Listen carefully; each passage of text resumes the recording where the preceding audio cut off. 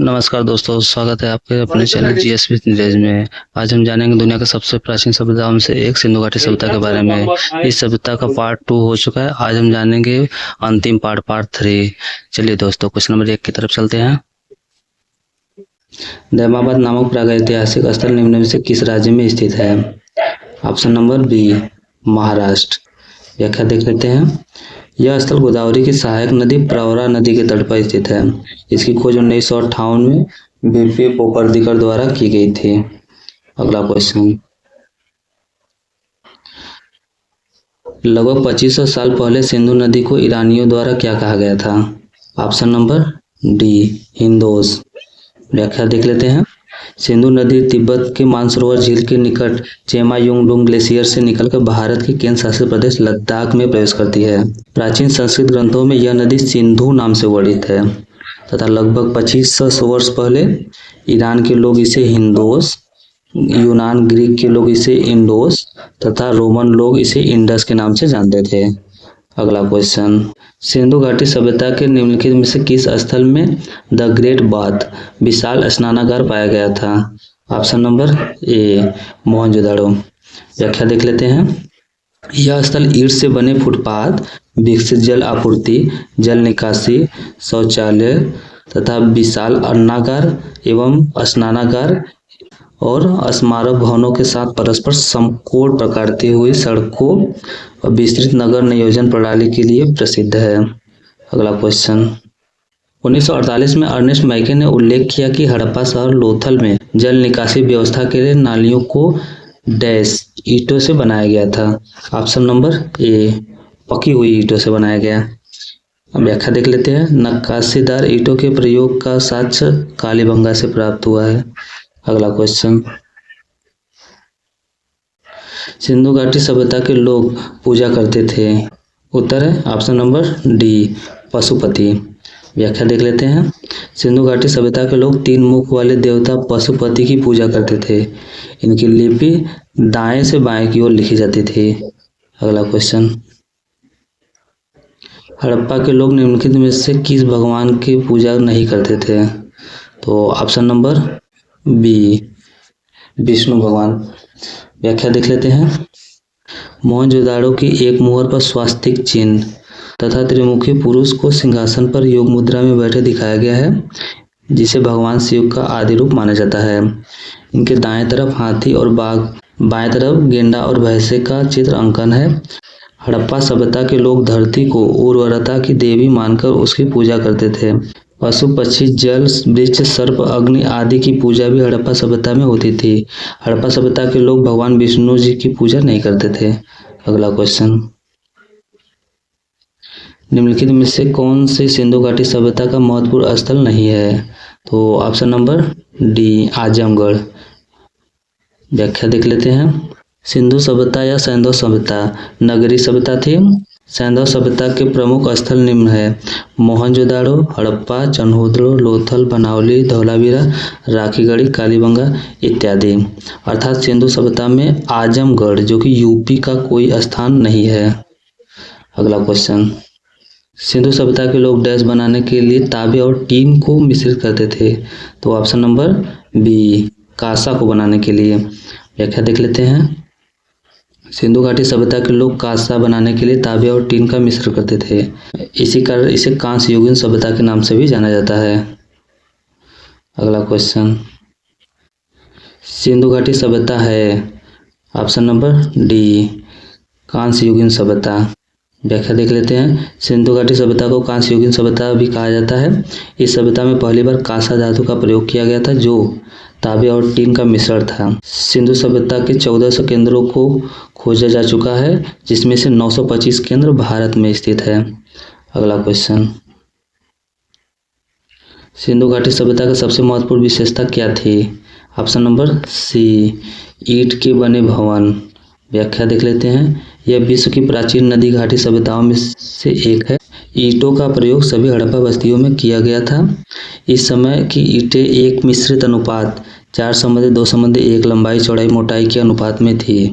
अगला क्वेश्चन, धौलावीरा एक पुरातात्विक स्थान किस समयावधि से जुड़ी हुई है? ऑप्शन नंबर सी, सिंधु घाटी सभ्यता से। व्याख्या देख लेते हैं। धौलावीरा गुजरात में स्थित सिंधु घाटी सभ्यता का एक प्रमुख स्थल सुव्यवस्थित शहर था। यह 3 स्तरीय नगर योजना थी। दुर्ग या गढ़ शासक या उच्च वर्ग के लोग रहते थे। मध्य नगर, यहाँ प्रशासनिक अधिकारी या अमीर व्यापारी रहते थे। निचला नगर, यह शहर का सबसे बड़ा हिस्सा था जहाँ आम नागरिक, मजदूर और शिल्पकार रहते थे। अगला क्वेश्चन, धौलावीरा राज्य में स्थित है। ऑप्शन नंबर ए, गुजरात राज्य में स्थित है। व्याख्या देख लेते हैं। धौलावीरा की खोज 1968 में जगपति जोशी द्वारा की गई थी। जुलाई 2021 में इसे यूनेस्को विश्व धरोहर सूची में शामिल किया गया। ये 40वें स्थल के रूप में शामिल हुआ।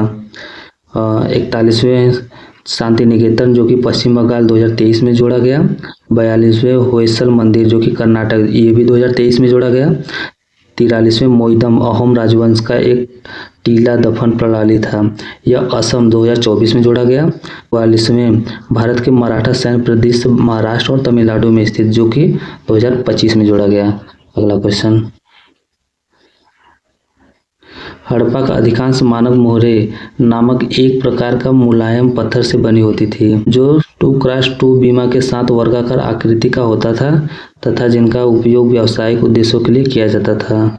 उत्तर है ऑप्शन सी, स्टेटाइट। व्याख्या देख लेते हैं। मोहरे मुख्य रूप से सेल खड़ी स्टेटाइट से बनी होती थी। इसकी आयाम 2x2 चौकोर होती थी और इन पर जानवरों की तस्वीरें व एक लिपि अंकित थी जो अभी तक पढ़ा नहीं गया। अगला क्वेश्चन, शिल्प निर्माण के लिए सीप कहाँ से प्राप्त किए जाते थे।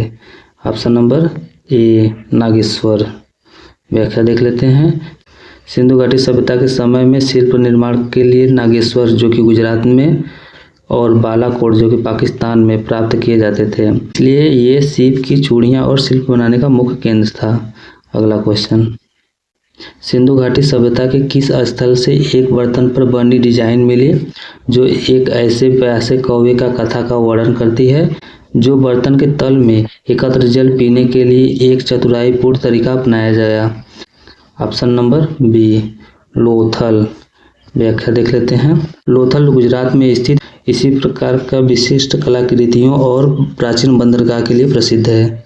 अगला क्वेश्चन, हड़प्पा की धार्मिक प्रथाओं के संदर्भ में निम्नलिखित में से कौन सा कथन सही है। कथन 1, हड़प्पावासी प्रजनन क्षमता से जुड़ी देवियों की पूजा करते थे। कथन नंबर 2, हड़प्पावासी पशुपति जैसे देवताओं की भी पूजा करते थे। ऑप्शन नंबर बी, 1 और 2 दोनों सही है। व्याख्या देख लेते हैं। साक्ष्यों से पता चलता है कि वे मातृदेवी उर्वरता की देवी और पशुपति महादेव दोनों की उपासना करते थे। अगला क्वेश्चन, हड़प्पा में किस रंग के बलुआ पत्थरों से बना एक पुरुष धड़ मिला था। ऑप्शन नंबर डी, लाल रंग। व्याख्या देख लेते हैं। हड़प्पा के लाल बलुआ पत्थर से बनी एक पुरुष धड़ मिली है जो प्राचीन मूर्तिकला के बेहतरीन नमूना है, लेकिन इसकी प्राथमिक पहचान धूसर रंग है। अगला क्वेश्चन, हड़प्पा सभ्यता की अर्थव्यवस्था निम्नलिखित में से मुख्यतः किस पर आधारित थी। ऑप्शन नंबर सी, कृषि और व्यापार। हड़प्पा के लोग उन्नत किसान थे और उनका मेसोपोटामिया जैसी विदेशी सभ्यताओं के साथ सक्रिय व्यापारिक संबंध था। गेहूं और जौ की खेती वे बड़े पैमाने पर करते थे। अगला क्वेश्चन, मोहनजोदाड़ो में पाई गई दाढ़ी वाले पुरुष की मूर्ति किस सामग्री से बनी थी। ऑप्शन नंबर डी, पत्थर। व्याख्या देख लेते हैं। यह प्रसिद्ध मूर्ति स्टेटाइट सोप स्टोन नामक पत्थर से निर्मित है। इसे एक पुजारी या राजा का प्रतिमा माना जाता है। अगला क्वेश्चन, सिंधु घाटी सभ्यता के किस स्थल पर बड़ी संख्या में टेराकोटा के खिलौने पाए गए थे। Option number C, Mohenjodaro. व्याख्या देख लेते हैं। मोहनजोदाड़ो की खुदाई पकी हुई मिट्टी, टेराकोटा से बने खिलौने जैसे बैलगाड़ी और पशुओं की मूर्तियां प्रचुर मात्रा में मिली है। मोहनजोदाड़ो के शाब्दिक अर्थ मृतकों का टीला है। इसकी खोज 1922 में राखलदास बनर्जी ने किया था। अगला क्वेश्चन, हड़प्पा वास्तुकला के संदर्भ में निम्नलिखित में से कौन सा कथन गलत है। Option number D. व्याख्या देख लेते हैं। हड़प्पा सभ्यता के नगर नियोजन के तहत सड़कों, गलियों और घरों के निर्माण में पकी हुई ईंटें बड़े पैमानों पर उपयोग किया गया था। अगला क्वेश्चन, हड़प्पाकालीन मोहरें अधिकतर निम्नलिखित में से किससे बनी थी? ऑप्शन नंबर बी, स्टेटाइट से। व्याख्या देख लेते हैं। हड़प्पा सभ्यता के अधिकांश मोहरें स्टेटाइट नामक पत्थर से बनी थी। इन पत्थरों पर जानवरों के चित्र और एक ऐसी लिपि अंकित होते थे जिसे अभी तक पढ़ा नहीं गया। हालांकि कुछ मोहरें टेराकोटा, तांबा और चांदी से बनाई गई थी। अगला क्वेश्चन, हड़प्पाकालीन मोहरों पर सामान्यतः किस पशु या पक्षी के चित्रण किया गया था? ऑप्शन नंबर बी, श्रृंगरिक, यूनिकॉर्न। व्याख्या देख लेते हैं। हड़प्पा की मोहरों पर सबसे अधिक एक श्रृंगिक पशु का चित्र अंकित था। इसके बाद कुबड़ वाले बैल का चित्र सबसे ज्यादा पाया गया था। कुछ विद्वानों का मानना है कि यह किसी देवता का प्रतीक हो सकता है। अगला क्वेश्चन, हड़प्पावासी डैश उगाने वाले प्रथम यूरेशियाई लोग थे? ऑप्शन नंबर डी, कपास। व्याख्या देख लेते हैं। हड़प्पावासी कपास पैदा करने वाले दुनिया के पहले लोग थे। मेहरगढ़, जो कि पाकिस्तान में स्थित, इससे सबसे पुराने प्रमाण मिले हैं। यूनानियों ने कपास को सिंडोन कहा क्योंकि यह सिंधु घाटी से आता था। अगला क्वेश्चन, सिंधु घाटी सभ्यता के एक महत्वपूर्ण शहर मोहनजोदाड़ो में लास्ट वैक्स तकनीक का उपयोग करके तैयार की गई प्रागैतिहासिक नर्तकी की मूर्ति मुख्य रूप से निम्नलिखित में से किस सामग्री से बनी थी?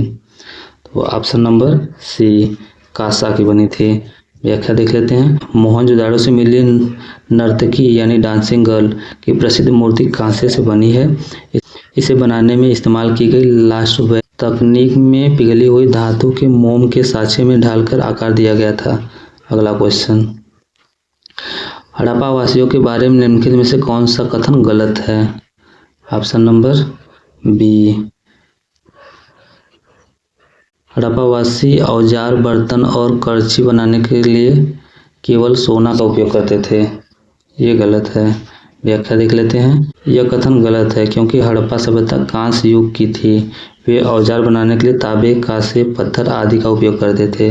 अगला क्वेश्चन, सिंधु घाटी नगर नियोजन की कौन सी विशेषता सभ्यता की उन्नत नागरिक सुविधाओं और अभियांत्रिकी कौशल का संकेत देती है?